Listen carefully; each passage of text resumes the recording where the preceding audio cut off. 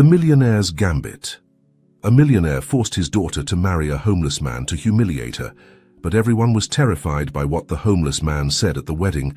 Emma Thompson walked along the cobblestone streets of the city, her heart beating to the rhythm of the compassion she felt for every needy soul she encountered.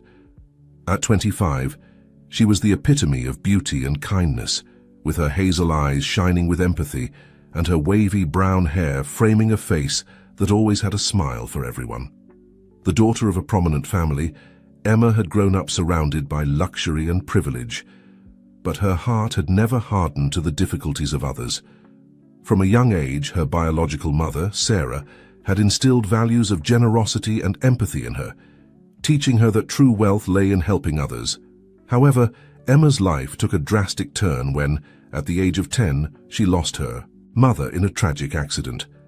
Her father, devastated by the loss, sank into a deep depression that led him to emotionally distance himself from his daughter. It was then that Robert Taylor entered their lives. Robert, a millionaire widower businessman, presented himself as a savior for the Thompson family. With his charisma and apparent kindness, he quickly gained the trust of Emma's father, and in less than a year, became her stepfather. From the beginning, Robert showed a special interest in Emma, but not for the reasons everyone thought. As Emma grew older, her kindness and desire to help others intensified. Every time she went out on the street, she couldn't help but stop to help someone in need, whether it was buying food for the homeless or simply offering a word of encouragement to those who needed it. This attitude, which many found admirable, became a source of frustration for Robert. He saw Emma's behavior as a threat to the family's social status, and more importantly, to his own hidden interests. On a sunny spring afternoon, Emma was in the city's Central Park, handing out sandwiches and coffee to a group of homeless people. Among them, one man in particular caught her attention. He was about 30 years old, but his haggard face and lost gaze made him look much older. Despite his unkempt appearance, there was something in his blue eyes that conveyed deep sadness and at the same time a spark of dignity.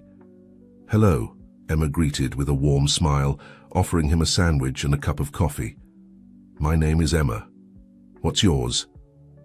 The man looked at her with a mixture of surprise and distrust, as if he wasn't used to someone speaking to him so kindly. "Jack," he replied after a moment of hesitation. "My name is Jack." Emma sat down, next to him on the park bench, ignoring the disapproving looks from some passers-by. "Nice to meet you, Jack. Do you mind if I keep you company for a while?" Jack shook his head, still bewildered by Emma's attitude. Gradually, as they shared that moment, Jack began to open up. He told Emma fragments of his life, how he had lost his job, his home, and finally his family. He spoke of the years he had spent on the street, of cold nights and days of hunger. Emma listened attentively, her heart moved by every word. Without thinking twice, she took a card from her purse and handed it to Jack. "This is the number of a shelter where I volunteer," she explained. "If you ever need a safe place to sleep or a hot meal, don't hesitate to go. Ask for me, I'll be happy to help you." Jack took the card with trembling hands, his eyes moistening for the first time in years. "Thank you," he murmured. "It's been a long time since anyone cared about me." Emma gently squeezed his hand, conveying in that gesture all the compassion she felt. Everyone deserves a second chance. Jack, never lose hope. What Emma didn't know was that this casual encounter in the park would be the catalyst for a series of events that would change her life forever. As she returned home, feeling satisfied for having helped someone else, she couldn't imagine that her stepfather Robert was watching her from afar, his face contorted in a grimace of disgust and his eyes gleaming with a malevolent idea. Robert. Taylor waited in his luxurious office, his fingers impatiently drumming on the mahogany desk.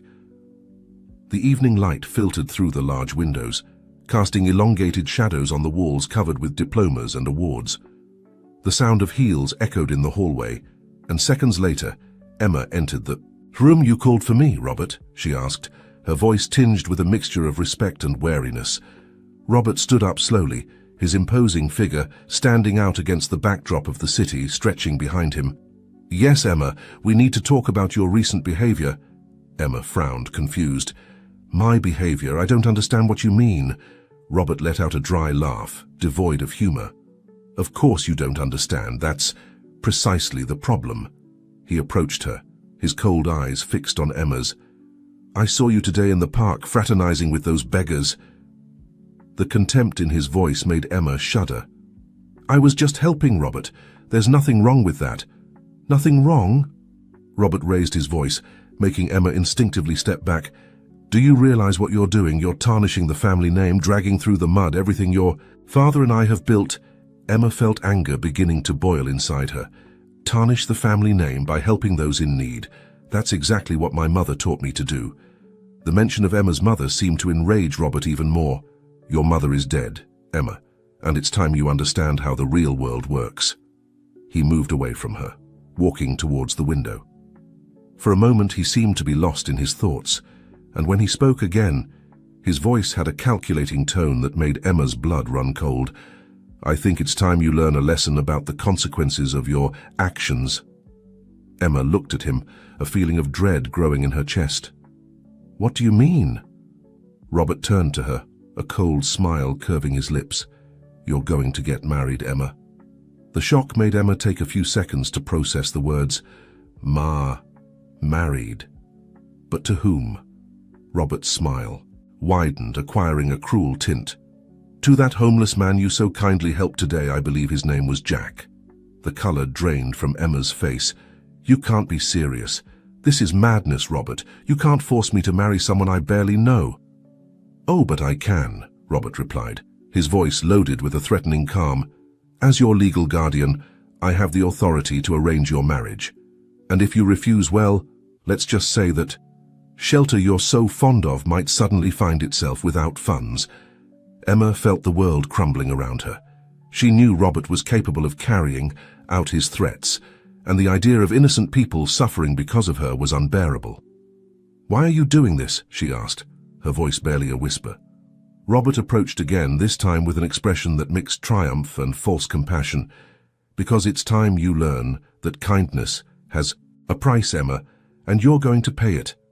As Emma left the office with silent tears running down her cheeks, she couldn't imagine that this cruel twist of fate would be just the beginning of a story that would change her life and that of everyone around her in ways no one could foresee. The days following Robert's announcement were a whirlwind of emotions for Emma. She moved through the mansion like a ghost, unable to believe that her life had taken such a drastic turn in so little time. Robert, for his part, was relentless in his decision. He had located Jack, and using his influence and a combination of threats and false promises, had convinced him to accept the marriage. Emma tried to talk to her father, but years of depression and alcohol dependence had turned him into a shadow of his former self. When she told him about Robert's plans, her father simply nodded with a vacant stare and mumbled, "Robert knows what's best for you, sweetie." The night before the wedding, Emma was in her room, sitting in front of her dressing table mirror. Her reflection showed a young woman whose light seemed to have gone out as she mechanically brushed her long brown hair. The memory of her mother became so vivid, she could almost feel her presence. "My little Emma," her mother used to say, "always remember that true love comes in the most unexpected ways. Trust your heart, because it will never deceive you." A solitary tear rolled down Emma's cheek. How could she trust her heart when she felt it was breaking into 1,000 pieces? The wedding day dawned cloudy, as if the sky itself wanted to reflect Emma's mood. The ceremony would take place in the mansion's private chapel, a place that had once been a source of peace for Emma, but today felt like a prison. As she prepared, helped by her faithful housekeeper, Mrs. Jenkins, Emma couldn't stop thinking about Jack. How would he feel about all this? Had Robert threatened him too? "My child," said Mrs. Jenkins, adjusting the veil over Emma's hair. "I know this isn't what you dreamed of, but remember that sometimes, from the darkest situations, the brightest light emerges." Emma tried to smile, grateful for the affection of the woman who had been like a second mother to her since Sarah's death. "Thank you, Mrs. Jenkins. I just hope I have the strength to face what's coming." The music began to play, signaling that it was time for Emma to make her entrance. With trembling steps, She walked down the aisle of the chapel. The few guests, all friends and associates of Robert, looked at her with a mixture of curiosity and poorly disguised pity. Upon reaching the altar, Emma saw Jack dressed as a groom for the first time. Despite the elegant clothes Robert had provided him, there was something in his posture that betrayed his discomfort. Their eyes met for a brief moment, and Emma could see in them the same fear and confusion she felt. The ceremony proceeded like a hazy dream. Emma heard the priest's words as if they were coming from far away, and when the time came to say, "I do," her voice sounded weak and trembling. Just as the priest was about to declare them husband and wife, the chapel doors burst open. All present turned, surprised, to see an older man enter, of distinguished appearance and penetrating gaze. "Stop this farce!" shouted the newcomer, his voice echoing off the chapel walls. Robert, who until that moment had been observing the ceremony with a smile of satisfaction, turned pale at the sight of the man. "What is the meaning of this, Alexander?" Robert asked, trying to maintain his composure. "How dare you interrupt?" "Silence, Robert," Alexander cut him off. "I've come to prevent you from making the worst mistake of your life." Then, addressing Emma and Jack, he added, "And to reveal a truth that will change the course of your lives." A murmur of expectation ran through the chapel. Emma, still confused, looked at Jack, who seemed as bewildered as she was. Alexander advanced towards the altar, his eyes fixed on Jack. "Boy, do you really not recognize me?" Jack frowned, studying the older man's face. Suddenly a flash of recognition shone in his eyes. You were in my dreams, in my confused childhood memories." Alexander nodded, a sad smile curving his lips. "I'm Alexander Morgan, your parents' best friend, Jack, and I've spent the last few years desperately searching for you." The silence that followed this declaration was deafening. Jack took a step back, visibly shocked. "My parents? But I don't remember." "I know, son," Alexander said softly. "You suffered a terrible trauma when you were a child. Your parents, Andrew and Mary Carter, owned one of the largest fortunes in the country, but they died in an accident when you were barely 8 years old." Emma, processing all this information, instinctively took Jack's hand, offering silent support. Alexander continued, "After the accident, you disappeared. There were those who said you had died too, but I never believed it. I've spent years following every lead, every rumor, until I finally found you." Robert, who had been listening with a mixture of disbelief and growing panic, tried to intervene. "This is ridiculous. You can't believe the words of this man. He's clearly—" "Shut up, Robert," Alexander spat, his voice loaded with contempt. "Your game is over." Then, addressing Jack and Emma again, he added, "Jack, you are the legitimate heir to the Carter fortune. A fortune that, I must add, rivals that of the Thompsons." The murmurs in the chapel intensified. Emma looked at Jack, seeing how the confusion on his face slowly gave way to a mixture of amazement and recognition. I remember fragments," Jack murmured. "A big house, gardens, the face of a woman, smiling." "Your mother," Alexander confirmed with a nostalgic smile. "Mary had the warmest smile I've ever known." Suddenly, as if a floodgate had opened in his mind, memories began to overwhelm Jack. He fell to his knees, overwhelmed by the images and emotions that assailed him. Emma knelt beside him, holding him as silent tears ran down both their cheeks. At that moment, something changed between them. They were no longer two strangers, forced into a marriage, but two souls united by pain and disbelief at the twists of fate. Robert, seeing how his plan was crumbling before his eyes, tried to sneak out quietly. But Alexander, anticipating his movements, made a signal, and 2 police officers, who had discreetly entered, blocked the exit. "Not so fast, Robert," Alexander said. "You'll have to answer for your actions, not only for this marriage farce, but for your role in concealing Jack's true identity all these years." As Robert was detained, cursing and threatening everyone present, Emma helped Jack to his feet. Their gazes met, and for the first time since they met, they really saw each other. "I'm so sorry," Emma whispered. "I had no idea." Jack shook his head, a small smile forming on his lips. "You have nothing to apologize for. In fact, I think I should thank you." "Thank me?" Emma asked, confused. "Yes," Jack replied, his voice loaded with emotion. "If you hadn't been so kind to me that day in the park, if you hadn't shown compassion to a stranger, none of this would have happened. Your kindness, Emma, has given me back my identity, my past, my future." Emma felt her heart racing at Jack's words. For the first time in weeks, a feeling of hope began to bloom in her chest. Alexander approached the couple, an expression of satisfaction on his face. "There's much we need to discuss, many legal details to attend to. But for now, I think you both need time to process all of this." Jack nodded, grateful. Then, looking around at the chapel decorated for a wedding that didn't come to completion, he let out a soft laugh. "I guess the marriage is cancelled, right?" Emma laughed too, feeling the tension of the past few weeks dissipate. "I think that would be best." Although, she added, looking at Jack with a mixture of shyness and hope, "Maybe we could start over this time, really getting to know each other." Jack took Emma's hand in his, a spark of something new shining in his eyes. "I'd love that."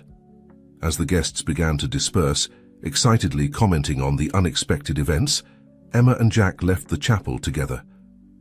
The sun had managed to break through the clouds, bathing the mansion's garden in a golden light that seemed to herald a new beginning. Alexander watched them from the chapel entrance, a smile of satisfaction on his face. He knew the road ahead wouldn't be easy. There would be many questions to answer, many obstacles to overcome. But seeing Emma and Jack walking together, talking in low voices and sharing shy smiles, he felt that finally things were taking the right course. What none of them knew at that moment was that this unexpected twist of fate was just the beginning. The revelations of that day would trigger a series of events that would test not only the nascent bond between Emma and Jack, but also their own values and convictions. The path to truth and redemption was just beginning, and with it a love story that would defy all expectations. The days following the failed wedding were a whirlwind of emotions and revelations for Emma and Jack. Alexander Morgan, true to his word, took charge of initiating the legal processes to reinstate Jack as the legitimate heir to the Carter fortune. Meanwhile, the Thompson mansion became the scene of intense police investigations, with Robert Taylor as the main suspect in an intricate network of fraud and manipulation. Emma, still processing recent events, found comfort in long conversations with Jack as he recovered more and more fragments of his past. He shared with her stories of his childhood, of the parents he barely remembered, and of the privileged life he once had. One afternoon, as they strolled through the mansion's gardens, Jack stopped in front of an old oak tree. His gaze was lost in the distance, as if he were seeing something beyond the present. "You know, Emma," he began, his voice tinged with nostalgia, "I have a blurry memory of a tree like this in my parents' house. I used to climb its branches, imagining I was an explorer in distant lands." Emma smiled, gently taking Jack's hand. "It must be difficult, recovering. All those memories at once." Jack nodded, lightly squeezing Emma's hand. "Sometimes I feel like I'm watching someone else's life. It's overwhelming." "I'm here for you," Emma responded sincerely. "I know we barely know each other, but I want you to know you can count on me." Jack looked at her, a grateful smile lighting up his face. "Thank you, Emma. I don't know what I'd do without you right now." As they walked back to the house, Emma couldn't help but think about how strange fate was. Just a few weeks ago, the idea of marrying Jack seemed like a nightmare. Now she found in him a friend, a confidant, and maybe something more. However, the relative peace they had found was about to be shaken. That same night, as they dined in the main dining room, Mrs. Jenkins entered hurriedly, her face pale and worried. "Miss Emma, Mr. Jack," she said, her voice trembling, "you have to see this." She turned on the dining room television, quickly tuning to the local news. The image of Robert Taylor, handcuffed and being escorted by police, filled the screen. In an unexpected turn of events, the anchor announced, "Businessman Robert Taylor has been arrested on charges of fraud, manipulation, and possible complicity in the disappearance of the Carter family heir more than 2 decades ago. Sources close to The investigation suggests that Taylor may have been involved in an elaborate scheme to conceal Jack Carter's true identity, and thus maintain control over several family fortunes. Emma and Jack looked at each other, stunned. The news continued, revealing increasingly sordid details about Robert's activities over the years. "I can't believe it," Emma murmured, feeling her world shake once again. "I knew Robert wasn't a good person, but this..." Jack, for his part, had fallen silent, his gaze fixed on the screen. When he finally spoke, his voice was loaded with a mixture of pain and contained anger. All this time, how many lives did he ruin? How many families did he destroy for his ambition? Emma moved closer to him, putting a hand on his shoulder in a gesture of support. "The important thing is that now the truth is coming to light. Justice will be done, Jack." But justice, as they would soon discover, was a long and complicated road. In the following days, the Thompson mansion was besieged by journalists and curious onlookers, all eager to obtain more details about the scandal that was shaking high society. Alexander Morgan became a constant presence, working tirelessly to protect Jack's interests and help him navigate the complicated legal process ahead. One afternoon, while reviewing documents in the study, Alexander paused, looking at Jack with a mixture of affection and concern. "There's something else I must tell you, Jack," he began, his voice grave. "Something I've been investigating since I found you." Jack looked up from the papers, intrigued. "What is it, Alexander?" The older man sighed deeply before continuing, "I believe your parents' death, it may not have been an accident." The revelation fell like a bomb in the room. Emma, who had been helping organize some files, dropped the folder she was holding, scattering papers across the floor. "What do you mean?" Jack asked, his voice barely a whisper. Alexander stood up, walking to the window. His figure was silhouetted against the evening light as he spoke. "I found some inconsistencies in the reports from that time. Details that don't add up, testimonies that seem to have been altered." Jack stood up abruptly, his chair falling backward with a crash. "Are you saying my parents were..." "Murdered," Alexander completed, turning to face Jack. "Yes, that's exactly what I believe." Emma rushed to Jack's side, holding him as she saw the color drain from his face. "But why? Who would do such a thing?" Alexander shook his head.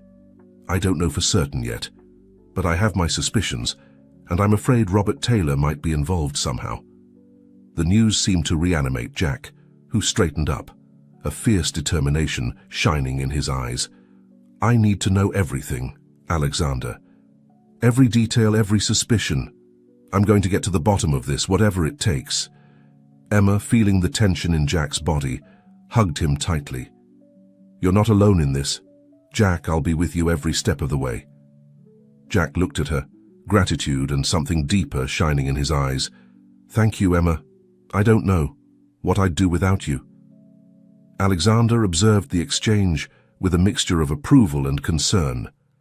"You'll need each other for what's coming. The truth isn't always easy to face, and I'm afraid this is just the tip of the iceberg." As night fell over the Thompson mansion, the three of them immersed themselves in an investigation that promised to unearth long-buried secrets. What they didn't know was that their actions had set in motion a series of events that would shake the foundations of high society and test not only their determination, but also the bonds they were forming. In another part of the city, in a cold and austere cell, Robert Taylor looked out the small barred window, a sinister smile curving his lips. He knew his arrest was only a temporary setback.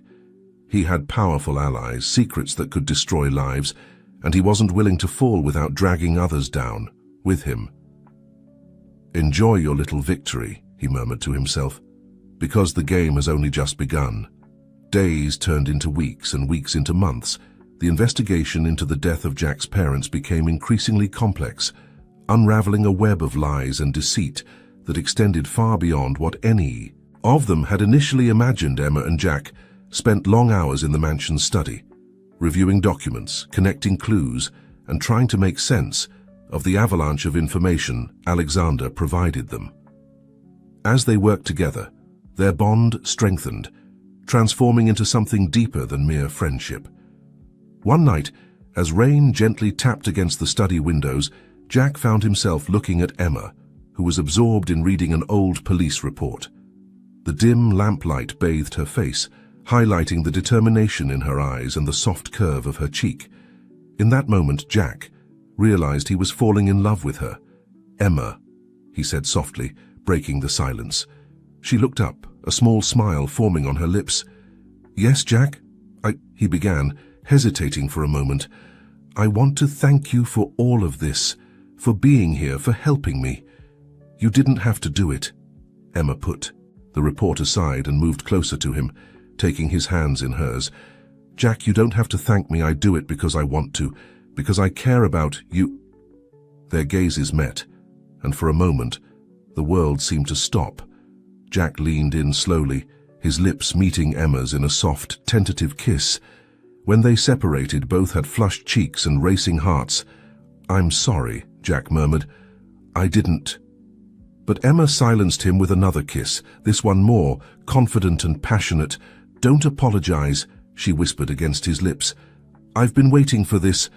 The blossoming romance between Emma and Jack brought a ray of light into their lives, contrasting with the darkness of the secrets they were uncovering. However, their happiness was about to be tested once again. One morning, as they were having breakfast on the terrace, Alexander arrived with alarming news. "Robert has requested a hearing," he announced, his face grim. "He says he has crucial information about the case and that he'll only share it if Emma and Jack go to see him personally." Emma felt a chill run down her spine. "Do we have to go? Couldn't it be a trap?" Jack took her hand, squeezing it gently. "It could be our chance to get answers, Emma. We have to take the risk." Alexander nodded, though concern was evident on his face. "I'll be with you the whole time. I won't let Robert harm you." The visit to the prison was a surreal experience. Robert, despite his situation, maintained an air of arrogance that made Emma shudder. When they entered the visiting room, he greeted them with a smile that didn't reach his eyes. "Ah, the happy couple," he said sarcastically. "How touching." Jack clenched his fists, containing his anger. "You said you had information talk." Robert leaned back in his chair, studying them with a calculating look. "Oh, I have information, lots of it, but before I share it, I want to make a deal." "You're not in a position to negotiate, Robert," Alexander intervened, his voice loaded with contempt. "That's what you think," Robert responded with an enigmatic smile. "But I assure you that what I know could change everything, including your precious inheritance, Jack." Emma felt Jack tense beside her. "What do you mean?" Robert leaned forward, his eyes gleaming with malice. "What if I told you that you're not the only heir to the Carter fortune? What if I told you that you have a brother?" The revelation fell like a bomb in the room. Jack staggered, as if he had received a physical blow. Emma held him, looking at Robert with a mixture of disbelief and fury. "You're lying," she accused. "Am I?" Robert replied, leaning back again. "Think about it, Emma. Why do you think I went to such lengths to keep Jack hidden all these years? It wasn't just about the money. It was to protect a much bigger secret." Alexander, who had remained silent, finally spoke. "If what you're saying is true, Robert, where is this supposed brother?" Robert's smile widened. "Ah, that's the best part. He's closer than you think. In fact, you've had him right under your noses this whole time." Jack, recovering from the initial shock, approached the table, his eyes fixed on Robert. "Stop playing games and tell us the truth." Robert looked him directly in the eyes. "The truth, my dear Jack, is that your brother is none other than your fiancé." A sepulchral silence fell over the room. Emma felt the world spinning around her, unable to process what she had just heard. "That's impossible," she whispered, her voice barely audible. Robert let out a cold laugh. "Is it? Think about it, Emma. Didn't you ever wonder why your mother insisted so much on that clause in her will? Why was she so obsessed with you marrying someone of humble origin?" Alexander stepped forward, his face pale. "Robert, if this is some kind of sick game—" "It's not a game," Robert interrupted. "Sarah Thompson and Mary Carter were sisters, twins to be exact, separated at birth and raised in different families. When they discovered it, it was already too late. They were both married, with established lives, but they made a pact. If anything happened to them, their children would unite, restoring the family bond that was denied to them. Emma collapsed into a chair, feeling like she couldn't breathe. Jack knelt in front of her, taking her hands in his face a mask of confusion and pain. "Emma, look at me," he said softly. "I don't know if what he's saying is true, but it doesn't change how I feel about you." She looked at him, silent tears running down her cheeks. "Jack, if it's true, we're family," he completed, a sad smile curving his lips. "One way or another, we'll always be united." Robert watched the scene with a mixture of satisfaction and contempt. How touching. "But I warn you, this is just the tip of the iceberg. There's much more at stake here, and if you want to know the whole truth, you'll have to play by my rules." Alexander, recovering from the initial shock, stepped between Robert and the couple. "You've done enough damage, Robert. This ends here." But as they left the visiting room, they all knew that this was just the beginning. Robert's revelations had opened a Pandora's box, and the consequences of these hidden truths were only beginning to unravel. That night, back at the Thompson mansion, Emma and Jack found themselves in the garden, under the old oak tree that held so many memories. The full moon bathed the place in its silver light, creating shadows that seemed to dance among the leaves. "What are we going to do now?" Emma asked, her voice barely a whisper. Jack looked at her, his eyes shining with a mixture of determination and affection. "We're going to uncover the truth, Emma, together. No matter what happens, I won't let this separate us." As they embraced under the moonlight, they both knew that the road ahead would be full of challenges, but they also knew that, united, they could face any obstacle that fate put in their way. What they didn't know was that, hidden in the shadows of the garden, a figure was watching them, a man whose existence would change the course of their lives once again, a man who held the last and most dangerous secret of all. The days following Robert's revelation were a whirlwind of emotions for Emma and Jack. The possibility that they were siblings weighed on them like a dark cloud, overshadowing the love they had begun to feel for each other. Alexander Morgan, determined to get to the bottom of the matter, immersed himself in an exhaustive investigation. He spent entire days in dusty archives and endless nights making calls to old contacts. His obsession with uncovering the truth led him to neglect his health, something that didn't go unnoticed by Emma and Jack one afternoon. While reviewing some documents in the mansion's study, Alexander collapsed. He fell to the floor, clutching his chest and breathing with difficulty. "Alexander!" Emma cried, running to his side. Jack immediately called for an ambulance while Emma tried to keep Alexander conscious. "I'm sorry," Alexander murmured between gasps. "I should have told you there's something else." But before he could finish the sentence, he lost consciousness. The paramedics arrived minutes later, taking him to the nearest hospital. Emma and Jack spent the night in the waiting room, their hands intertwined, finding comfort in each other's presence despite the uncertainty surrounding their relationship. The next morning, the doctor informed them that Alexander had suffered a mild heart attack, but was stable. When they were finally able to see him, they found him pale and weak, but with a look of determination in his eyes. "Kids," Alexander said as soon as he saw them enter, "I need you to listen carefully. There's something you need to know." Emma sat on the edge of the bed, while Jack remained standing, his hand on her shoulder. "Alexander, you need to rest," Emma began, but he interrupted her with a gesture. "There's no time for that.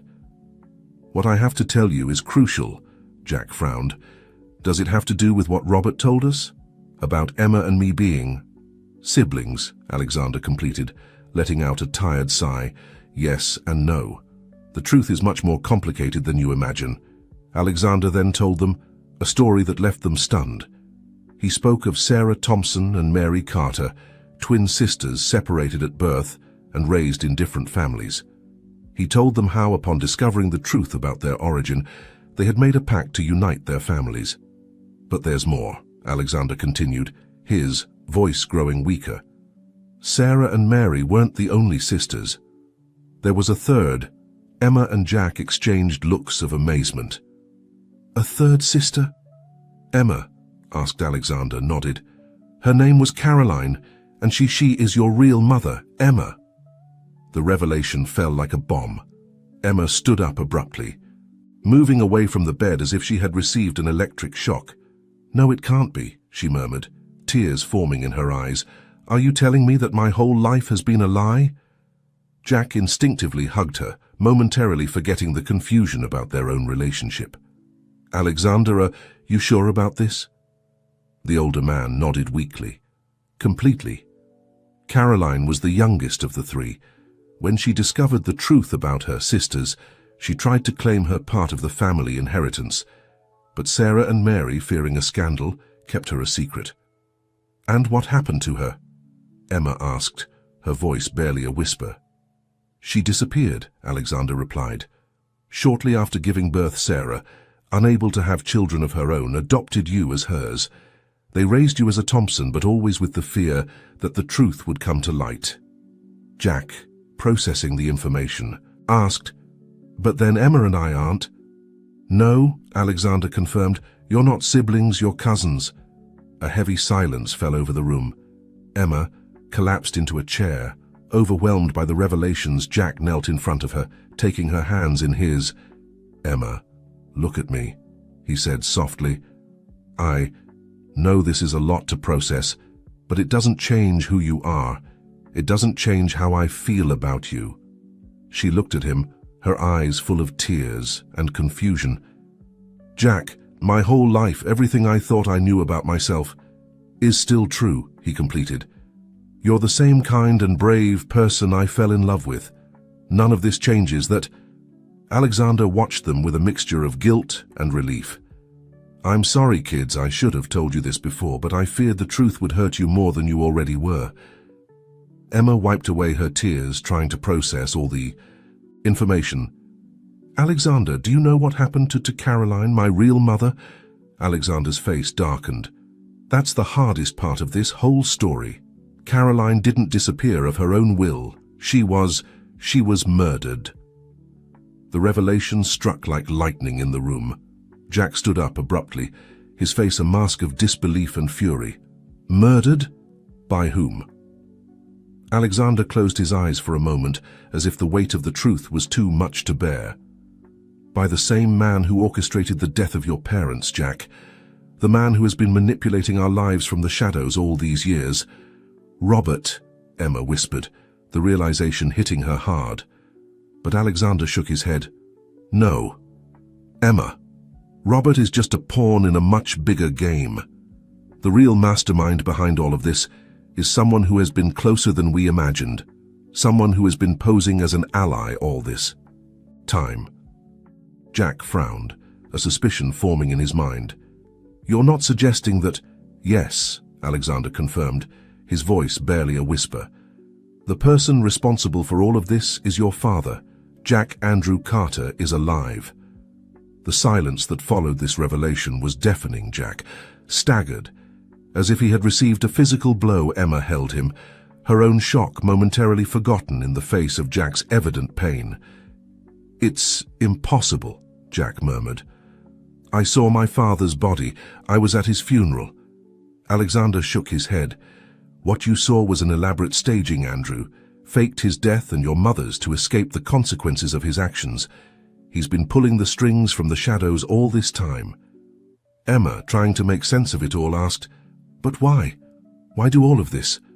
"For power," Alexander replied, "and for an even darker secret that involves all. 3 families, the Thompsons, the Carters, and the Taylors. A secret that, if it comes to light, could destroy them all." At that moment, a nurse entered the room. Informing them that visiting hours were over, Alexander took Emma's hand, his gaze intense. "You must be careful. Andrew knows we're close to the truth. He'll stop at nothing to keep his secret hidden." As they left the hospital, Emma and Jack felt as if the world had changed beneath their feet. The truth they had been seeking turned out to be much more dangerous and complicated than they had ever imagined. That night, back at the Thompson mansion, Emma and Jack found themselves in the garden, under the old oak tree that had become their refuge. The full moon bathed the place in its silver light, creating an almost ethereal atmosphere. "How do you feel?" Emma asked softly, taking Jack's hand in hers. Jack let out a deep sigh. "Honestly, I don't know. It's like my whole life has been a lie. My father, the man I believed dead all these years." His voice broke, unable to continue. Emma hugged him tightly, offering silent comfort. "We'll face it together, Jack. Whatever happens, we're in this together." Jack looked at her, a small smile forming on his lips, despite the pain in his eyes.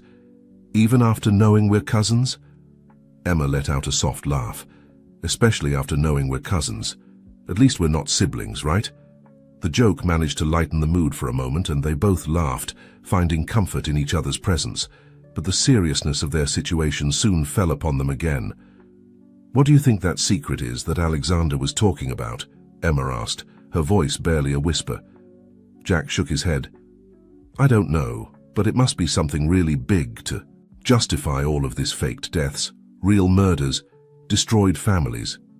"Whatever it is," Emma said with determination, "we'll uncover it, and we'll make those responsible pay for what they've done." As they embraced under the moonlight, neither of them noticed the figure watching them from the shadows of the garden. A man whose face, had it been illuminated, would have been painfully familiar to Jack. Andrew Carter watched his son and Emma with a mixture of emotions on his face. Pride, sadness, and an iron determination that spoke of the sacrifices he had made and those he was still willing to make. "I'm sorry, my son," he murmured to himself, "but some truths must remain buried." With that, he vanished into the night, leaving behind only the whisper of leaves moved by the wind. The following days were a whirlwind of activity. Emma and Jack, determined to get to the bottom of the mystery, immersed themselves in a frantic investigation. They reviewed old family archives, interviewed former employees of the three families, and followed every lead, no matter how small. Meanwhile, Alexander, still recovering in the hospital, provided them with all the information he could. He told them about old rivalries between the families, shady businesses, and secret alliances, but there always seemed to be a missing piece in the puzzle, a crucial detail that eluded them. One afternoon, while reviewing some documents in the mansion's study, Emma found something that caught her attention. "Jack, look at this," she said, pointing to an old photograph. "Do you recognize anyone?" Jack approached, studying the image it showed, three young men smiling at the camera. One of them was clearly a younger version of his father, Andrew. Another was Emma's father. But the third, "It can't be," Jack murmured, bringing the photo closer to see it better. "What is it?" Emma asked, intrigued by his reaction. Jack looked at her, his eyes wide with surprise. "The third man, it's Robert Taylor." The revelation fell like a bomb. How was it possible that Robert, the man who had manipulated their lives, had been friends with their parents in the past? "There's something else," Emma said, pointing to an inscription on the back of the photo. "Look at the date and place." Jack read aloud, "St. Gabriel Mine, 1985. He frowned, trying to remember where he had heard that name before. Suddenly, Emma let out a muffled cry. "The St. Gabriel Mine! Jack, do you remember that old news story we found a few weeks ago? About a mining disaster that was covered up?" Jack nodded, realization hitting him hard. A disaster that occurred in 1985, the same year as this photo. They looked at each other, the same conclusion forming in their minds. Whatever secret united the three families, it had its roots in what had happened in that mine almost 4 decades ago. "We have to go there," Jack said with determination, "to the St. Gabriel Mine. It's the only way to uncover the truth." Emma nodded, though a shadow of concern crossed her face. "But Jack, if we go there, we'll be exposing ourselves. Your father Andrew could be waiting for us." Jack took her hands in his gaze intense. "I know, but we have no other choice. We've come too far to turn back now." As they prepared for their journey, neither of them could shake off the feeling that they were about to open Pandora's box, that the truths they would discover at the St. Gabriel Mine would change their lives forever. What they didn't know was that Andrew Carter was already aware of their plans, and that the trip to the mine would be just the beginning of a series of events that would test not only their love, but their very survival. As Emma and Jack packed for their trip to the St. Gabriel mine, a shadowy figure watched them from a distance. Andrew Carter, hidden among the trees surrounding the Thompson mansion, felt a mixture of pride and fear as he saw the determination on his son's face. "They're smarter than I thought," he murmured to himself, a sad smile curving his lips. "So much like their mothers." With a sigh, he took out his phone and dialed a number he hadn't used in years. "Robert," he said, as soon as the call was answered. "It's time, they're on their way to the mine. Prepare everything." On the other end of the line, Robert Taylor, recently released on bail thanks to his connections, smiled maliciously. "Understood, old friend." "What about?" "Alexander?" Andrew frowned. "Take care of him, he can't interfere anymore." With that, he hung up the call and turned his attention back to the mansion. He saw Emma and Jack come out, suitcases in hand, heading towards an uncertain future. For a moment, Andrew felt the urge to come out of hiding, to hug his son and confess everything, but the weight of the secrets he kept was too great. "I'm sorry, my son," he whispered as he watched them leave. But some truths are too dangerous to be revealed. Meanwhile, in the hospital, Alexander Morgan was fighting between life and death. The doctors couldn't explain the sudden deterioration of his health. What they didn't know was that Robert Taylor had managed to infiltrate someone into the hospital staff, someone who was slowly administering an undetectable poison to Alexander. In his moments of lucidity, Alexander struggled to communicate, to warn Emma and Jack of the danger they were in. But every time he tried to speak, his voice faded away and darkness claimed him. The journey to the St. Gabriel mine was long and tense. Emma and Jack spent most of the time in silence, each immersed in their own thoughts and fears. As they approached their destination, the landscape became more rugged and desolate. Finally, after hours of travel, they arrived at what remained of the St. Gabriel mine. The place seemed abandoned for decades, with rusty structures and ruined buildings that stood like skeletons against the grey sky. "This is it," Jack said, his voice barely a whisper. "Where it all began." Emma took his hand, squeezing it gently. "We're in this together, Jack, whatever happens." As they entered the mining complex, a sense of unease came over them. The silence was oppressive, broken only by the crunch of their steps on debris and the occasional caw of a crow. Suddenly, Jack stopped short. "Emma, look," he said, pointing towards a half-collapsed structure. There, barely visible under years of rust and abandonment, was a symbol that Emma immediately recognized from old family documents. "The emblem of the three families," she murmured, her heart racing. "Thompson, Carter, and Taylor. They were in this together." Jack nodded, his face grim. "The question is, in what exactly?" Before Emma could respond, a noise startled them. The sound of footsteps approaching. By instinct, they hid behind some debris, their hearts pounding. The footsteps came closer and closer, until finally they could see who they belonged to. Emma had to contain a cry of surprise. There, a few meters from them, was Andrew Carter, Jack's father. The man who was supposed to have been dead for 2 decades was walking through the ruins of the mine as if he knew every corner. Jack tensed beside her, and Emma could see the conflict in his eyes. The desire to run to his father, to demand answers, fought against caution and fear of the unknown. Before they could decide what to do, Andrew's voice broke the silence. "I know you're there," he said, his voice loaded with contained emotions. "Come out. It's time you knew the truth." Emma and Jack exchanged a look. This was the moment they had been waiting for, the moment they feared and longed for in equal parts. With a silent nod, they came out of hiding, finally facing the man who had been at the center of all the mystery. Andrew looked at them, a mixture of pride and sadness in his eyes. "You've come a long way," he said, "further than I ever imagined you would." Jack stepped forward, his body trembling with contained emotion. Dadly, he began, his voice breaking. Why? Andrew raised a hand, stopping his son's questions. "I know you have 1,000 questions and I promise I'll answer them all, but first you need to see something." With that, he turned and began walking towards one of the larger structures in the mining complex. Emma and Jack, after exchanging a look of uncertainty, followed him. Andrew led them through rusty corridors and rooms filled with abandoned machinery. Finally, they stopped in front of a wall that seemed solid. Andrew pressed a sequence of bricks, and to Emma and Jack's surprise, the wall slid to one side, revealing a secret passage. "Welcome," Andrew said, his voice grave, "to the true heart of the St. Gabriel mine." The passage led them to an underground room, illuminated by fluorescent lights that flickered weakly. The walls were covered with maps, photographs, and ancient documents. In the center of the room was a long table, on which rested an object covered by a cloth.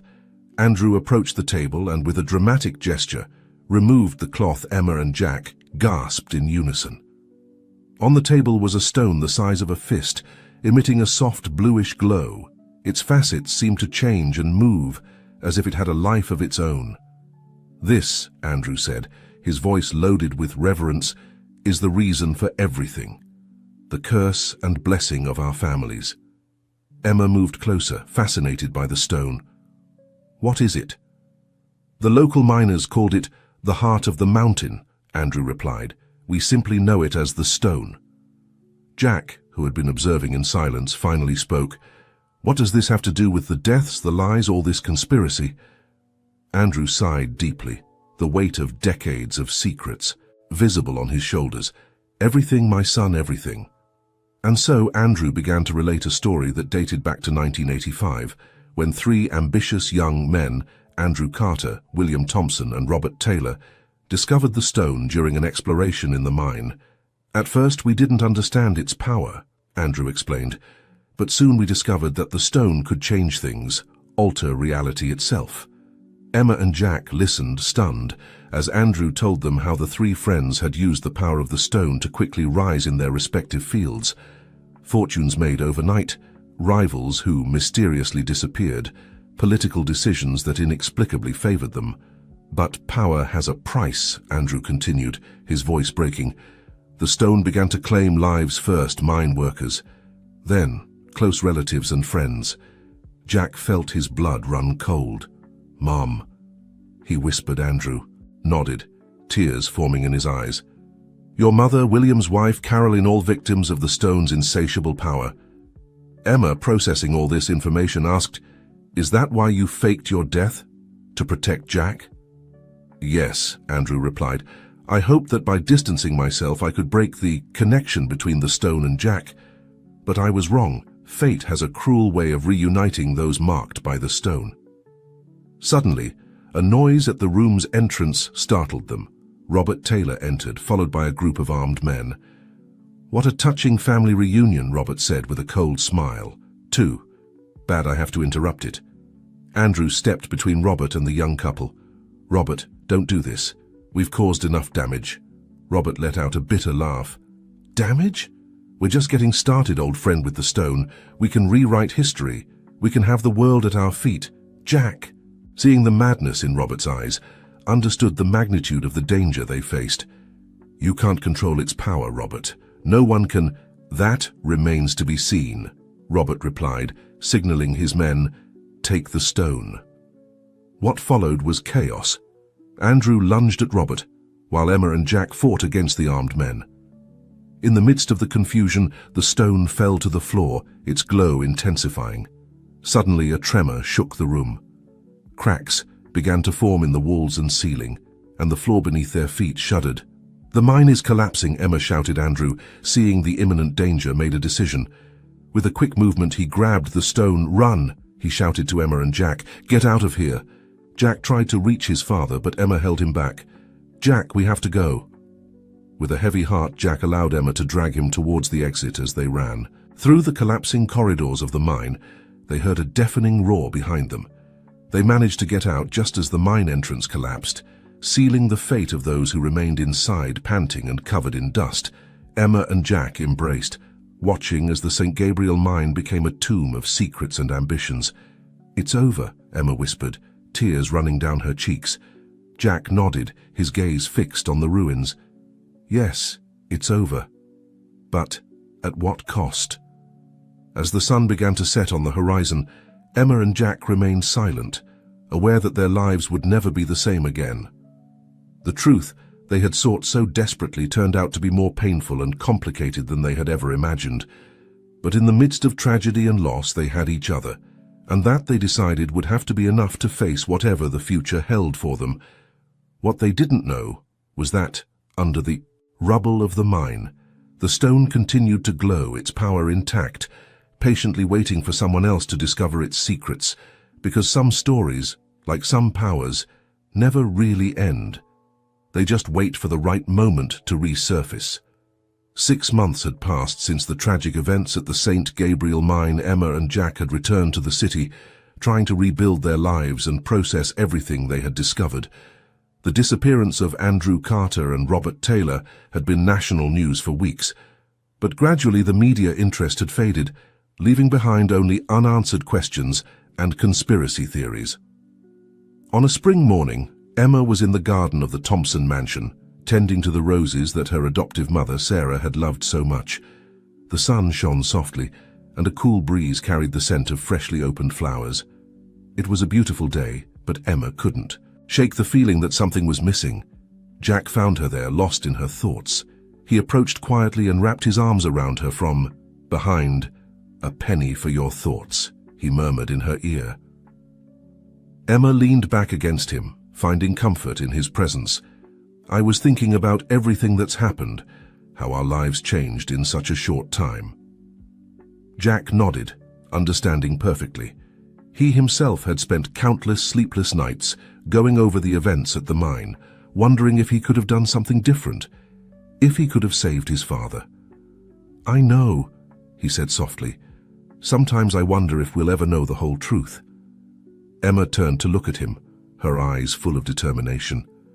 "Maybe we don't need to know everything. Maybe what's important is what we do with what we do know." Jack smiled, once again admiring the strength and wisdom of the woman he loved. "You're right. And speaking of that," he paused as if gathering courage, "I've been thinking about something." Emma looked at him curiously. "What about?" Jack took her hands in his. "About using the Carter fortune for something good, creating a foundation that helps people who need it most. I think it's what our parents would have wanted." Emma's eyes lit up with excitement.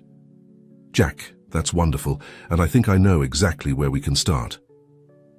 That afternoon, Emma and Jack visited the hospital where Alexander Morgan was still recovering. Although he had survived the poisoning, his health was still delicate. When they entered his room, they found him sitting by the window, his gaze lost on the horizon. "Alexander," Emma called softly. The older man turned, a tired smile lighting up his face when he saw them. "My dear children, how good to see you." Jack approached, placing a hand on Alexander's shoulder. "We have news, Alexander, good news." They told him about their plan to create a foundation, to use the resources of the Carter and Thompson families to make a positive difference in the world. Alexander listened attentively, his eyes shining with pride and emotion. "You're doing the right thing," he finally said. "You're breaking the cycle of secrets and ambition that consumed our families for generations." Emma took Alexander's hand in hers. "And we want you to be part of this, Alexander. Your wisdom and experience will be invaluable." Alexander felt tears forming in his eyes. For the first time in decades, he felt there was hope, that the mistakes of the past could be redeemed. "It will be an honor," he replied, his voice loaded with emotion. The following months were a whirlwind of activity. Emma and Jack worked tirelessly to establish the New Dawn Foundation. They used their connections and resources to help marginalized communities, fund educational programs, and support environmental causes. As the foundation grew and gained recognition, Emma and Jack realized they were building something bigger than themselves. They were creating a legacy of kindness and compassion, one they hoped would endure long after they were gone. One afternoon, while overseeing the construction of a new school in an underprivileged neighborhood, Jack surprised Emma with a question. "Will you marry me?" Emma looked at him, surprised by the sudden proposal. "Jack, are you sure?" He nodded, taking her hands in his. "I've never been more sure of anything in my life. I love you, Emma, and I want to spend the rest of my life building this dream with you." With tears of happiness in her eyes, Emma responded, "Yes, 1,000 times yes." Their wedding, celebrated in the gardens of the Thompson mansion, was an event full of joy and hope. Friends, family, and beneficiaries of the foundation gathered to celebrate not only the union of two people, but the birth of a new era for their families. Alexander, still weak but determined to be present, watched them with fatherly pride. When the time came for speeches, he stood up with the help of his cane and asked for the floor. "Not long ago," he began, his voice loaded with emotion, "I believed our families were doomed by the mistakes of the past, but Emma and Jack have shown me that there is always hope, that it's always possible to choose a different path." He paused, looking at the happy couple. "You have taken the legacy of your families and transformed it into something beautiful and noble. You have shown that true power doesn't come from wealth or influence, but from kindness and compassion." He raised his glass in a toast to Emma and Jack and to the bright future they're building, not just for themselves, but for all of us. As the guests applauded and the celebration continued, Emma and Jack shared a look full of love and promises. They knew the road ahead wouldn't always be easy, that there would be challenges and obstacles to overcome. But they also knew that, together, they could face anything. That night, under a starry sky, they danced their first dance as husband and wife, and as they twirled to the rhythm of the music, they both felt a deep sense of peace and fulfillment. They had found their purpose, their path in life, and best of all, they had found it together. Years later, the New Dawn Foundation had become a beacon of hope for thousands of people across the country. Emma and Jack had managed not only to keep their family's legacy alive, but to transform it into something truly noble and meaningful. One autumn afternoon, as Emma was overseeing the inauguration of a new community center on the outskirts of the city, she received an urgent call from Jack. "Emma, you need to come to the hospital right now." Jack's voice sounded tense, a mixture of emotion and concern. "It's Alexander." Emma's heart skipped a beat. Alexander, who had become a father figure to both of them, had been fighting a terminal illness for the past few months. Without losing a second, Emma headed to the hospital.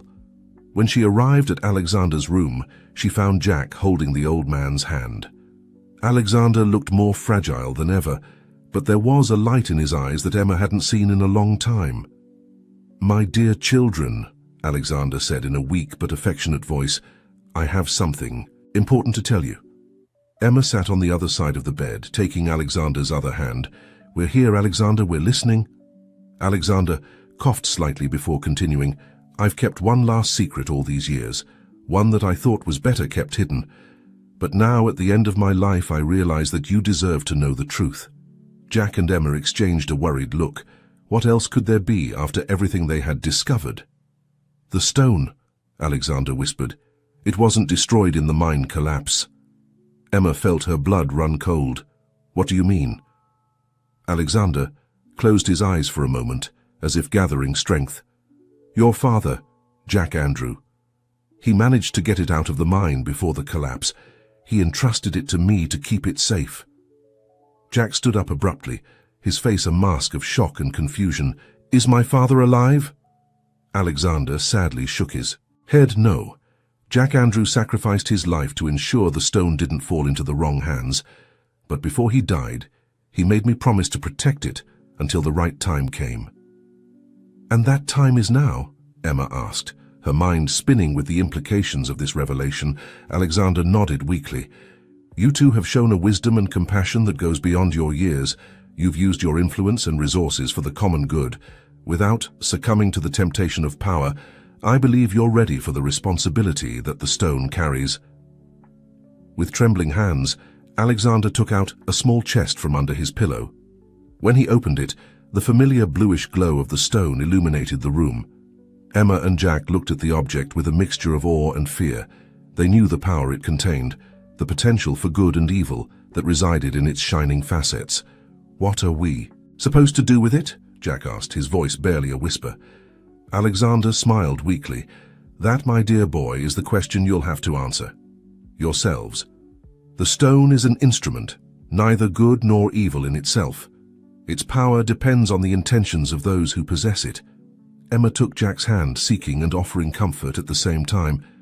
We'll figure it out together, she said with determination. We'll use its power for good to continue and expand the work of the foundation. Jack nodded, squeezing Emma's hand. We'll make our parents proud, make you proud. Alexander. Alexander looked at them with eyes full of love and pride. I already am, my children, I already am. With those words, Alexander closed, his eyes for the last time, a serene smile on his face. He had fulfilled his last mission, passing the legacy to the next generation. In the days and weeks that followed, Emma and Jack faced the challenge of integrating the stone into their lives and the work of the foundation.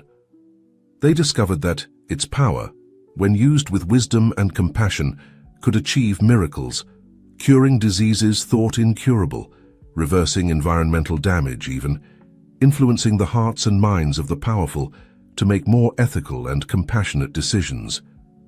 But with each use of the stone, they also felt the weight of responsibility. They knew that a single misstep, a moment of weakness or selfishness, could trigger catastrophic consequences. One night, as they watched the sunset from the balcony of their home, Jack embraced Emma from behind, his hand resting gently on her belly, where the new life they had created together was growing. Do you think we're doing the right thing? Jack asked, his voice loaded with emotion. Do you think our child will inherit this responsibility? Emma turned in his arms, looking into his eyes. I think we're doing the best we can with the power we've been entrusted with, and I think our child, like us, will have the choice to choose their own path. Jack nodded, a smile forming on his lips. You're right, we can't control the future, but we can shape the present with our actions and decisions.